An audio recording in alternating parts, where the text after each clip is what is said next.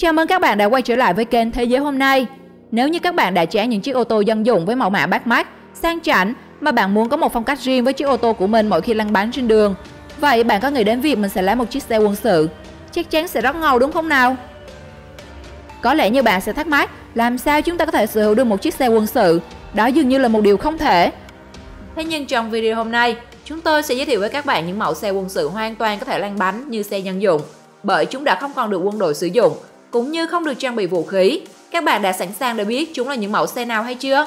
Ngay bây giờ, hãy cùng chúng tôi khám phá chiến siêu xe quân sự chiến đấu cực khủng cho phép dân thường sở hữu, bạn cũng có thể mua. Chiến Dodge WC Utility Truck.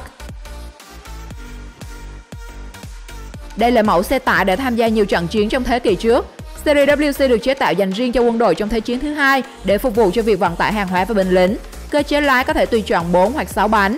Xe được trang bị động cơ 6,5 lít, làm mát bằng dung dịch, tạo ra 92 mã lực và mô men xoắn 4 Nm thông qua hộp sàn 4 cấp. Dù đã từng là mạnh tướng của quân đội Mỹ trong Thế chiến thứ hai, nhưng hiện tại chúng đã trở nên lạc hậu và được biến thành xe dân dụng phục vụ cho những người đam mê sưu tầm xe.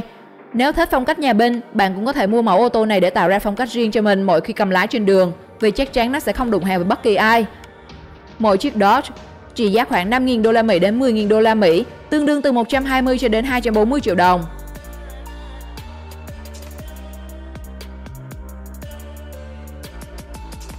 Humvee. Tiếp theo sau đây chính là mẫu xe tuy không còn được quân đội Mỹ sử dụng, nhưng Humvee vẫn được sản xuất. Tính tới năm 2014, chính phủ Mỹ đã bán được khoảng 4.000 chiếc Humvee cho dân thường. Có mặt từ năm 1984, Humvee được sản xuất nhằm thay thế dòng xe Jeep M151, vốn được sử dụng từ sau Thế chiến thứ hai. Humvee là phương tiện vận tải chiến thuật hạng nhẹ đa chức năng như tuần tra, trinh sát, chiến đấu, làm phương tiện đột kích hạng nhẹ, tải thương, làm xe chỉ huy và vận tải hạng nhẹ. Xe được trang bị động cơ diesel V8 6,2 lít, 150 mã lực, có thể đạt vận tốc tối đa 112 km/h. Nó dễ dàng cơ động bằng máy bay. Ngoài ra, Humvee còn có khả năng cứu hộ với sức kéo 3.000 kg và có sức chở từ 1.200 kg đến 2.200 kg tùy phiên bản. Hiện tại, tuy Humvee không còn thông dụng nhưng vẫn là xe quân sự mang tính biểu tượng của quân đội Mỹ. Giá bán xe cũng chỉ vào khoảng 10.000 đô, tương đương 240 triệu đồng. Một mức giá cũng khá mềm cho những bạn nào yêu thích loại xe quân sự này.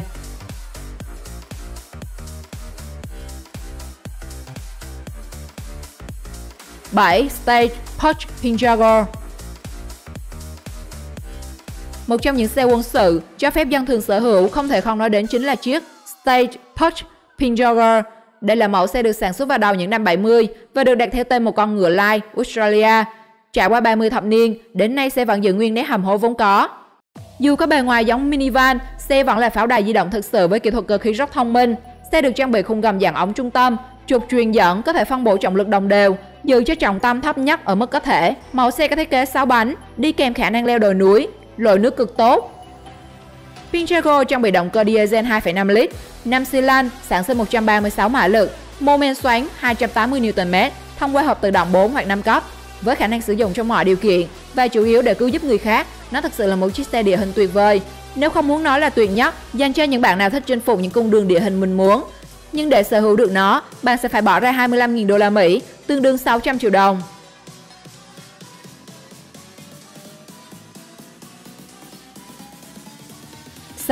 Jeep Stock Car Concept.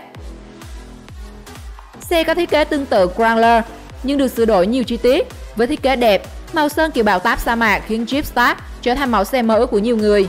Xe dùng mui mềm, mạnh mẽ đúng chất nhà binh. Dù có kiểu dáng như phần đông các dòng Jeep khác, Jeep Stock sở hữu trục cơ sở dài hơn, khoảng sáng gầm tốt hơn. Xe được trang bị động cơ Pentastar V6 3,6 lít của Jeep, sản sinh công suất 285 mã lực, mô men xoắn 352 Nm. Có thể tăng tốc từ 0 đến 100 km/h trong vòng 8 giây. Với hộp số tay 6 cấp, giúp nó có một sức mạnh khó cưỡng trong các cuộc chinh phục địa hình khó. Chính vì những ưu điểm vượt trội như vậy mà mẫu xe Jeep lừng danh của quân đội Mỹ trong Thế chiến thứ hai vẫn hấp dẫn người hâm mộ toàn cầu tính đến thời điểm hiện tại. Vì không còn phục vụ trong quân đội, nên mẫu xe này được chính phủ Mỹ bán cho dân thường như các loại ô tô dân dụng. Các bạn có thể mua nó với mức giá khoảng 40.000 đô, tương đương hơn 960 triệu đồng.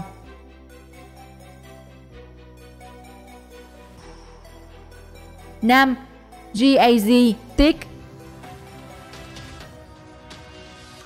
Thêm một lựa chọn cho những bạn yêu thích kiểu ô tô nhà lính, năm 2006, Nga đưa GAG TIG vào danh sách những chiếc xe phục vụ cho lực lượng quân đội. Trong suốt khoảng thời gian đó có rất nhiều biến thể cải biến, như cải lùi để phục vụ cho nhiều mục đích sử dụng khác nhau của quân đội Nga. Theo đó, với mỗi phiên bản, chiếc giáp TIG lại có khả năng cơ động và độ bọc thép khác nhau. Tuy nhiên, phiên bản bé nhất của TIG cũng yêu cầu được trang bị lớp thép giúp nó chống lại được đạn cỡ 7,62 mm, kể cả đạn xuyên giáp. Loại phương tiện này có khả năng hoạt động trong bán kính lên tới 1.000 km và có tốc độ tối đa lên tới 155 km/h. Xét về khả năng vận hành, TIG không khác gì một mẫu ô tô đa dụng phổ biến trên thị trường hiện nay. Xe được trang bị ghế bọc da, điều hòa nhiệt độ, hệ thống âm thanh, tạo nên sự gần gũi nhất định với người dùng dân sự. Với trọng lượng khoảng 7,2 tấn, xe giống như pháo đài di động bởi những tiện ích được trang bị như hệ thống kiểm soát áp suất lốp, máy phát điện và hệ thống chữa cháy.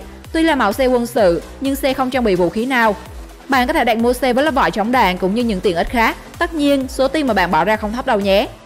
Với mức giá 110.000 đô la Mỹ, tương đương hơn 2,6 tỷ đồng, bạn sẽ tạo chiếc xe quân sự này hay là siêu xe đời mới hiện nay?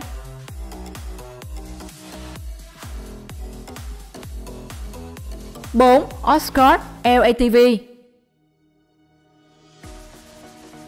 Escort LATV là mẫu xe thay thế cho chiếc xe Humvee già cỗi trong quân đội Mỹ. Humvee thích hợp di chuyển trên đường bằng phẳng nhưng không thể sử dụng cho chiến tranh ở tiền tuyến do nhiều yếu tố như tính cơ động, khả năng chuyên chở. Một vài chiếc Humvee được thay thế khung vỏ bằng thép nhưng vẫn ảnh hưởng đến tính cơ động. Trong khi đó, Escort LATV có thể thực hiện cả hai. Nó không chỉ cơ động trên chiến trường mà còn giúp bảo vệ sinh mạng người ngồi trong xe trước các vụ tấn công bằng súng và mìn. Phiên bản giá 450.000 đô la Mỹ được lắp sẵn vũ khí và bọc giáp. Tất nhiên nó không dành cho thường dân chúng ta rồi. Thế nhưng bạn có thể mua bản dân sự chạy hợp pháp trên đường có giá từ 250.000 đô la Mỹ, tương đương 6 tỷ đồng. Xe nặng trên 4,5 tấn, có thể đạt vận tốc 112 km/h.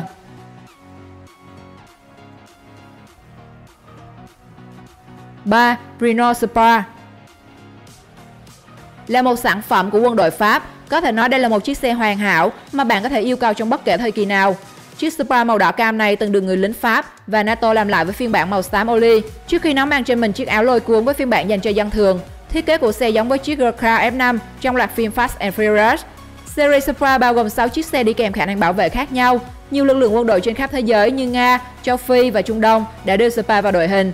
Spar chỉ có sẵn thông qua các đơn đặt hàng đặc biệt, chủ yếu được thiết kế cho các nhiệm vụ quân sự. Xe được trang bị động cơ 4,76 lít, tạo ra hơn 200 mã lực. Đối với phiên bản phi quân sự của Spar, được làm dưới dạng trung khoang hành lý, vừa chở đồ vừa chở người hoặc bán xe tải, đều không bọc thép. Để mua được con xe cực ngầu này, bạn phải chi tới 270.000 đô la Mỹ, tương đương 6,5 tỷ đồng.